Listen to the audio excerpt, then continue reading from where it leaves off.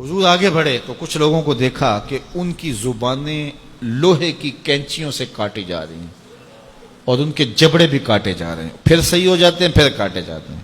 جبریل امین سے حضور نے پوچھا یہ کون لوگ ہیں؟ تو عرض گزار ہوئے ہاؤلائی خطباء الفتنہ، یہ آپ کی امت کے فتنہ پرور خطیب ہیں جن کی زبان سے نکلتے ہوئے انگارے قوم میں آگ لگا دیتے تھے اور لوگوں میں تفریق، تشدد اور افتراق کے بیج بوتے تھے۔ یہ منبر اور محراب کی ذمہ داری انتہائی حساس ذمہ داری ہے۔ یہ خلق خدا کی اصلاح اور امت محمدیہ کو جوڑنے کا ذریعہ ہے۔ اس سے لوگوں کو بدی سے نکال کر کے نیکی کا راستہ دکھایا جاتا ہے، لیکن اس حساس منصب کو جو نہیں سمجھتے اور اس کو اپنی خواہشات نفس کے مطابق جو منبر و محراب کو استعمال کرتے ہیں، ان کے لیے اتنی سخت وعید کی گئی کہ قیامت کے دن ان کی زبانیں لوہے کی کینچیوں سے کاٹی جائیں گی، ان کے جبڑے کاٹے جائیں گے، پھر صحیح ہوں گے، پھر کاٹے جائیں گے، یہ مسلسل ان کو عذاب دیا جائے گا۔ تو حضور نے پوچھا کہ کون ہیں؟ تو کہا یہ آپ کی امت کے فتنہ پرور خطیب ہیں۔ اللہ اکبر، جو کہتے تھے ان کا اپنا عمل اس پہ نہیں تھا۔ تو اپنا عمل جب خود ہم اس پہ نہیں رکھیں گے تو وہ اثر انداز نہیں ہوگا۔ بعض لوگ ہمارے پاس آتے ہیں، جناب یہ بچہ ہے اس کے لیے دعا کر دیجئے، یہ نماز پڑھے۔ چلو میں نہیں پڑھتا، ہم نہیں پڑھتے، یہ تو پڑھیں۔ تو میں کہتا ہوں یہ کیسے پڑھیں؟ آپ خود پڑھیں، گھر میں مصلی بچھائیں تو خود بخود اولاد کو ترغیب ہوگی۔ ہاں، زندوں سے مردہ، مردوں سے زندہ، ایسی مثالیں بھی ہیں۔ حضرت نوح علیہ السلام کے گھر میں بھی نالائق بیٹا پیدا ہو گیا۔ تو ایسا ہو جاتا ہے، بعض اوقات اچھے لوگوں کی اولادیں بھی بگڑ جاتی ہیں اور بعض اوقات برے لوگوں کی اولادیں بھی اچھی ہو جاتی ہیں، لیکن ضابطہ یہ نہیں ہے۔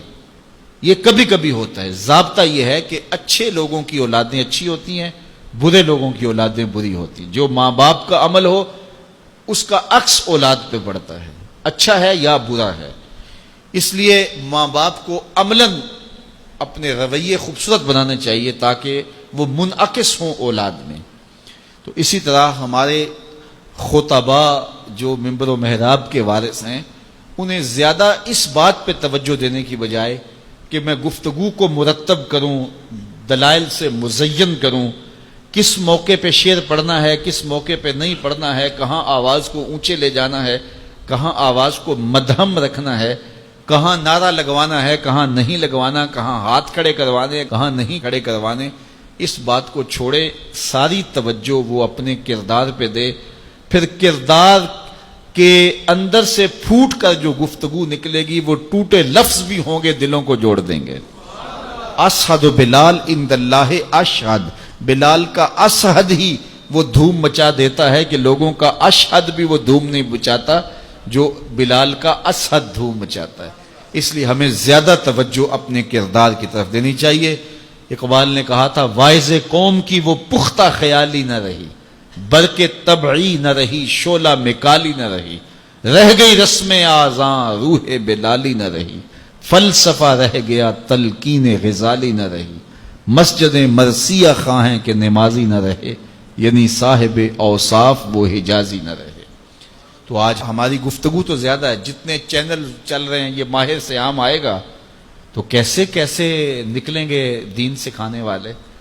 اب تو سارا سال جو لوگوں کو ڈانس سکھاتے ہیں، رمضان میں وہ دین سکھانے آ جاتے ہیں، اور کیسے کیسے روپ اور کیسے کیسے چہرے جو ہیں وہ میڈیا کے اوپر بیٹھے ہیں، وہ سارے دین سکھا رہے ہوتے ہیں، لیکن کوئی ایک بھی نہیں سیکھ پاتا، اس لیے کہ دین لفظوں سے نہیں سکھایا جاتا، دین عمل سے سکھایا جاتا ہے۔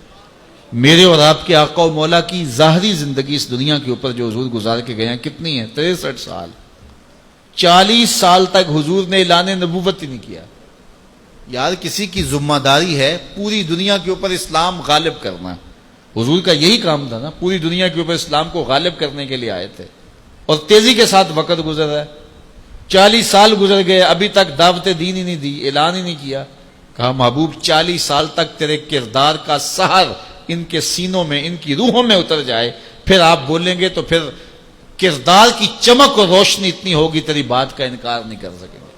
تو 40 سال تک حضور کے کردار کی چمک لوگوں کو جو ہے وہ اپنی طرف بلاتی رہی، اور پھر 40 سال کے بعد حضور نے جو ہے وہ کوہ صفا پہ سب کو بلایا اور بلا کے کہا لوگوں اگر میں کہوں کہ اس پہاڑ کی دوسری جانب سے ایک لشکر آ رہا ہے جو تمہیں کچل کے رکھ دے گا تو میری بات مان لو گے؟ انہوں نے کہا نظر نہ بھی آیا تو کہیں گے ہم اندھے ہیں تم سچے ہو. تو کہا میری سچائی پہ اتنا یقین ہے تو پھر مان لو اللہ ایک ہے. تو یہ کردار تھا جس نے لوگوں کو ماننے پہ مجبور کر دیا.